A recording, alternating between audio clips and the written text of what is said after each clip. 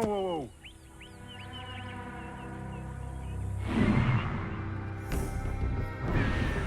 Yeah.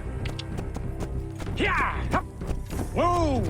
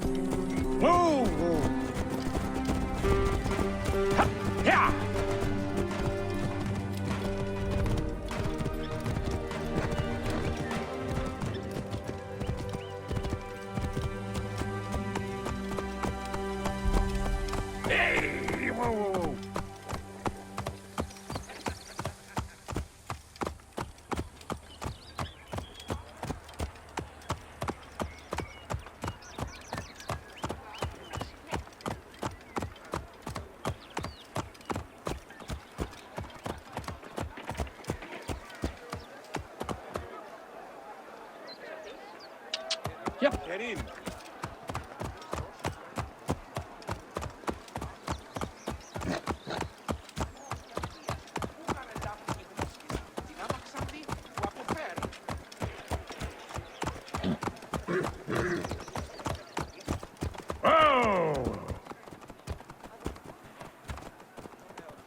Πού καίστην η οφθαλμή σου εύθυς, ο της αμελίας.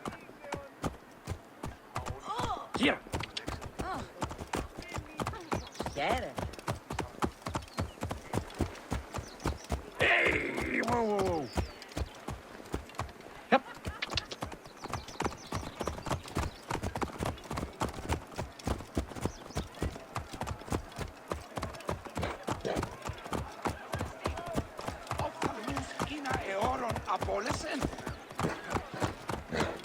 Whoa. Here. Παύλε, αμελή άνθρωπε, ου κοράν δύνασε. Yeah.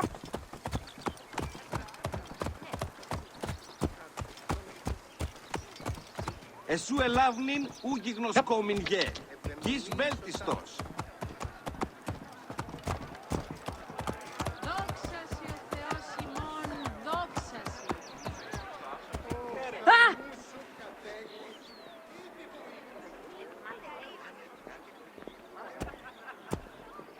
Mala χαίρε. Yep.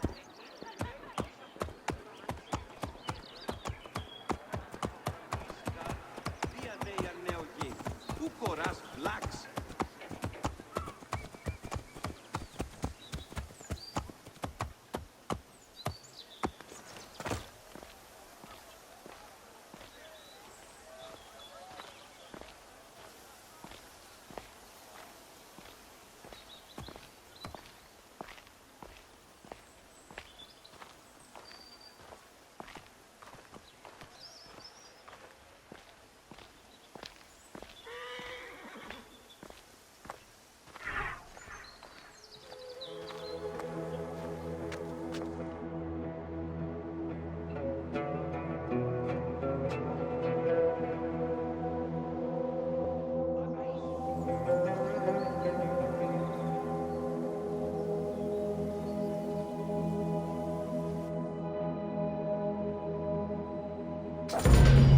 Welcome to the Greek Pharaohs.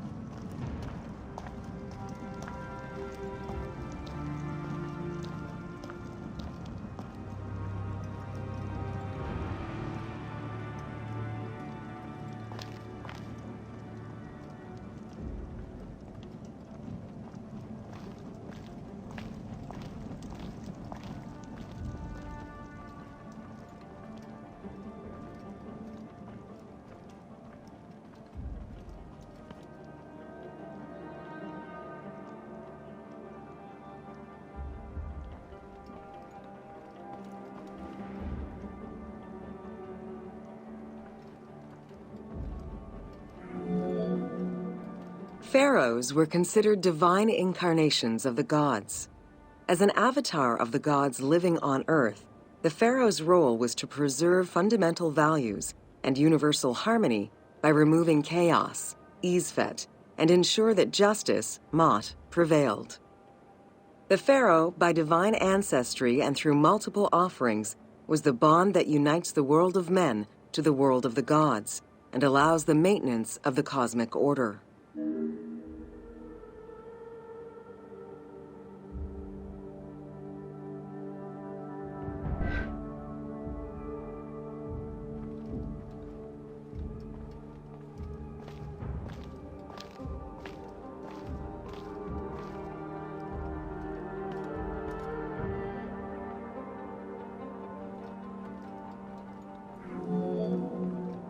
The Ptolemaic dynasty reigned over Egypt from 305 BCE to 30 BCE.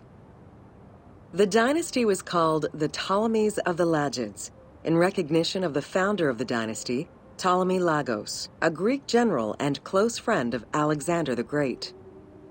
While Macedonian, Ptolemy Lagos understood that to be accepted by the Egyptian people, he would have to adopt their traditions. Upon assuming the title of pharaoh, he changed his name to Ptolemy I Soter, meaning savior.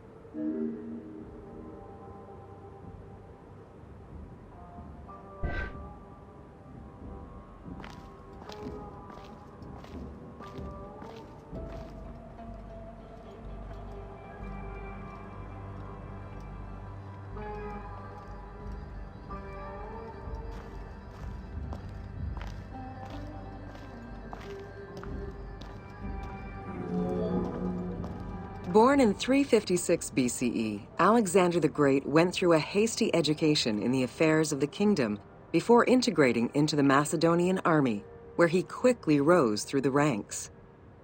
After his father's assassination in 336 BCE, which some believed was orchestrated by Alexander himself, he became king of Macedonia. Ruler of a unified kingdom and leader of a large army, Alexander set his sights on conquest. Eager to reclaim the Greek cities of Asia Minor, he took on the Persian forces, earning victory after victory.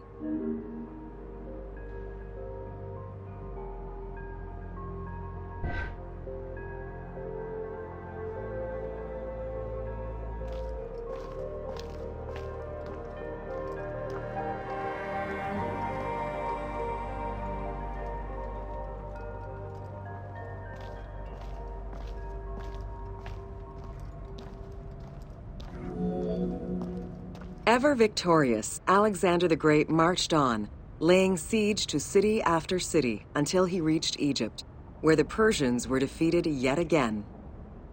Viewed as a liberator by the Egyptian people, Alexander decided to become pharaoh in due form. He traveled to Thebes to make a sacrifice to Apis, then went to the oasis of Siwa, where he was proclaimed son of Amun. Officially pharaoh of Egypt, Alexander spent much of the winter there and founded the city of Alexandria. Perhaps not coincidentally, being pharaoh allowed Alexander to spread propaganda to prepare further conquests. He resumed his military campaigns in 331 BCE.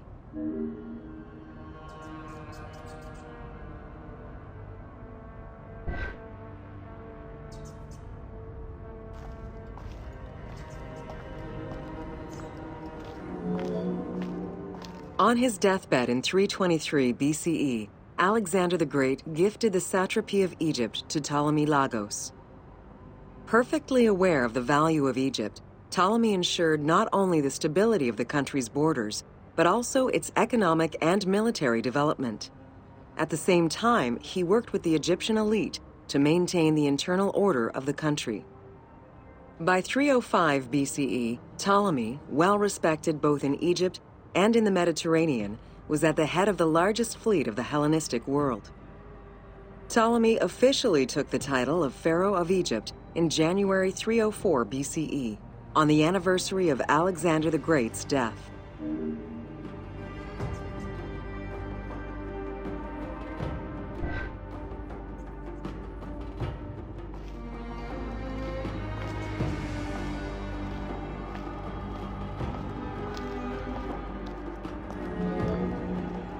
Alexander died in Babylon in 323 BCE.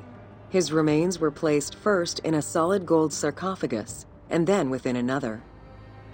The casket was carried in an ornate custom wagon, gilded and set with precious stones, and pulled by 64 mules crowned with gold.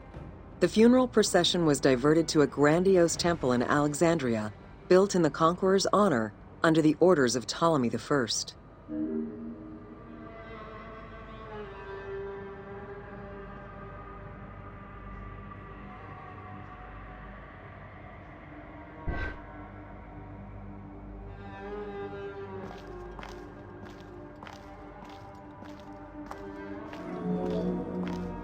Julius Caesar visited Alexander's tomb at the capture of Alexandria, and the Roman Emperor Augustus reportedly placed flowers there. However, though many powerful leaders claim to have visited it, the tomb's location has gone missing from history. Some accounts do state that the golden coffin was replaced by a glass sarcophagus, probably by Ptolemy X. It is also implied that Cleopatra may have plundered the tomb in a time of financial crisis.